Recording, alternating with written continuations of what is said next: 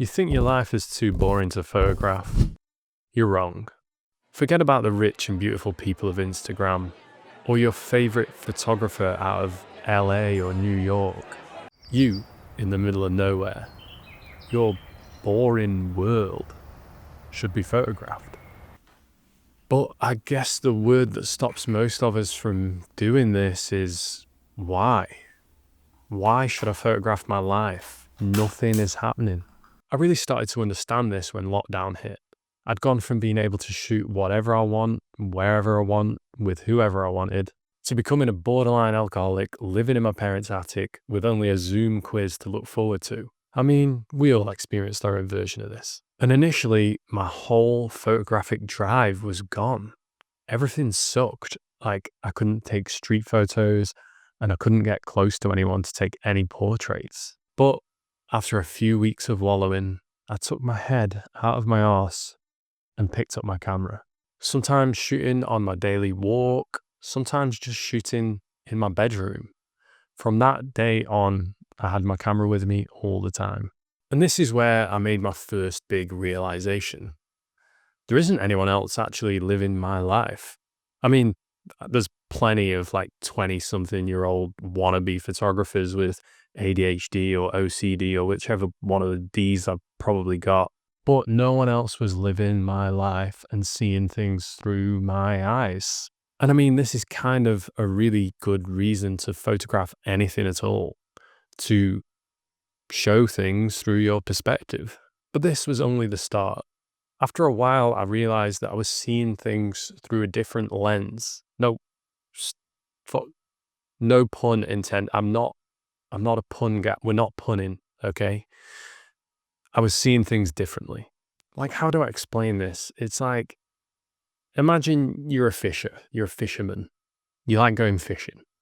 You've got all the rods and the hooks and shit and like worms and stuff. And you go to a river and there's just loads of fish. You can see fish everywhere and you just put your hook in. You don't even have anything on the hook. You just put your hook in and immediately you get a fish just like that. It's too easy.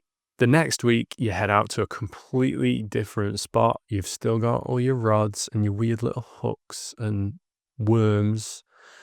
And you go and you can't see any fish around.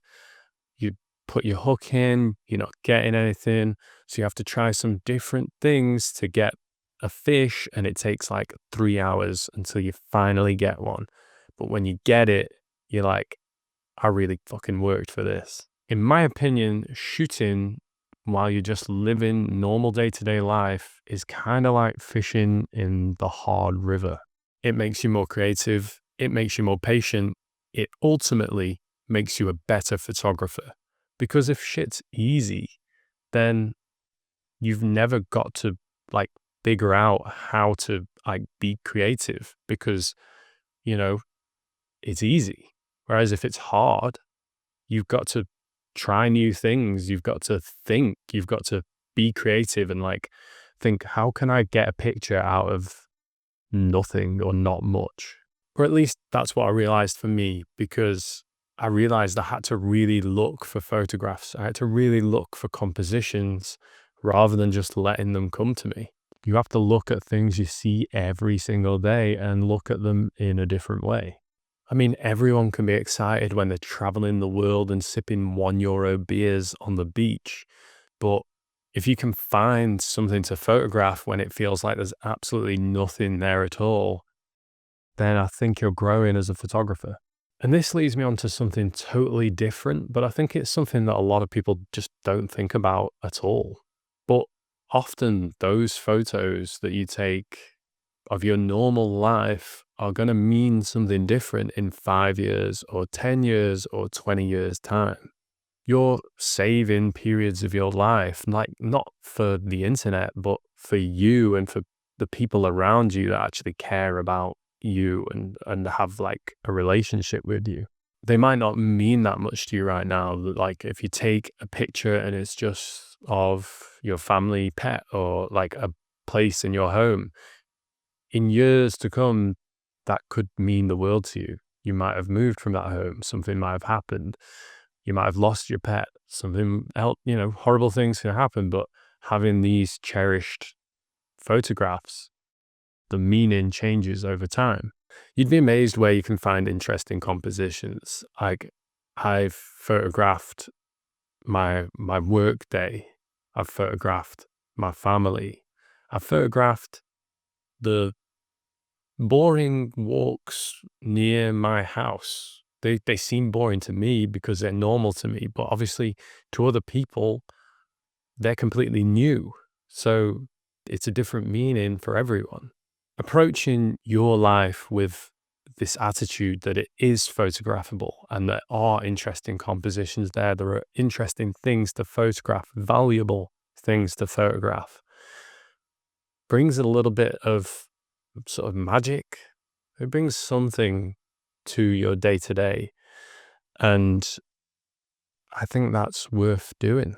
And that's why I'm going to set you a task. And it could be the most important project you've done yet, maybe.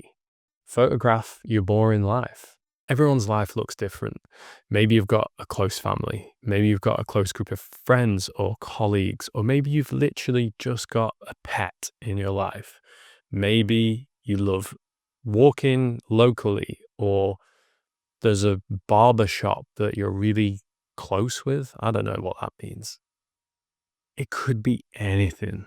Photograph those people, photograph those places, and then put it together in a book or a zine. For a couple of years, when I was going out quite a lot, I made what I called friendship zines.